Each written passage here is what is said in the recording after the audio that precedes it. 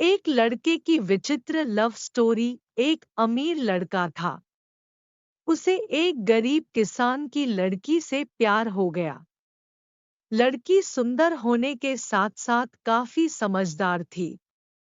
एक दिन जब लड़के ने उस लड़की को बताया कि वह उससे प्यार करता है और उससे शादी करना चाहता है, तो लड़की ने कुछ सोचने के बाद उस लड़के को शादी करने से इनकार कर दिया।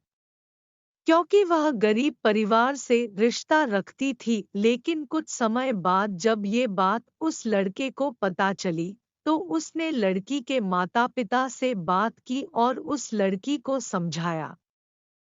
काफी समझाने के बाद वह लड़की मान गई और शादी हो गई। शादी के बाद लड़का उसे बहुत प्यार करता था। दोनों का दाम्पत्य जीवन काफी अच्छा चल रहा था।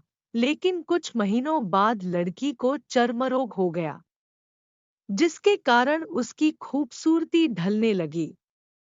अब लड़की को यह डर भी सताने लगा कि उसकी खूबसूरती ढलने के कारण कहीं उसका पति उसे छोड़ न दे। लड़की उस चर्म रोग को ठीक करने का हर संभव प्रयास कर रही थी। समय बीत रहा था और लड़की की खूबसूरती धीरे धीरे ढल रही थी।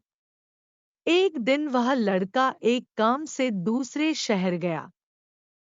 लड़का जब वहां से वापस आ रहा था, तो उसका रास्ते में एक कार के साथ एक्सीडेंट हो गया। उस दुर्घटना के दौरान लड़के की आंखें की रोशनी चली गई। इस दुर्घटना के कुछ समय के बाद उनका जीवन फिर से सामान्य और सुखी बीतने लगा। वह लड़की चर्मरोग की वजह से दिन प्रतिदिन कमजोर और बदसूरत होती गई। लेकिन पति अंधा होने के कारण उनका दाम्पत्य जीवन ठीक चलता रहा और दिखाई न देने के कारण वह लड़का उससे पहले की तरह प्यार करता रहा। कुछ सालों बाद बीमारी के कारण उस लड़की की मृत्यु हो गई। पत्नी की मृत्यु होने के बाद वह लड़का अंदर से दुखी हो गया और वह शहर छोड़कर जाने वाला था। तभी उसके पड़ोसी ने उसे सांत्वना देते हुए कहा, अब आप तो अपनी पत्नी के बिना अकेले पड़ जाएंगे। वह आपका काफी ख्याल रखती थी।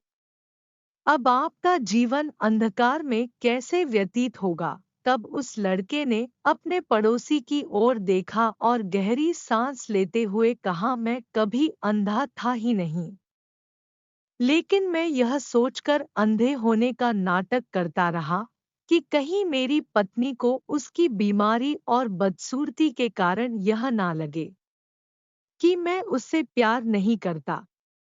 इसीलिए मैं इतने सालों तक बिना कुछ कहे हुए अपनी पत्नी की खुशी के लिए अंधा बना रहा। यह बात सुनकर पड़ोसी की आंखों से आंसू छलक आए और वह लड़का वहां से उठकर चला गया।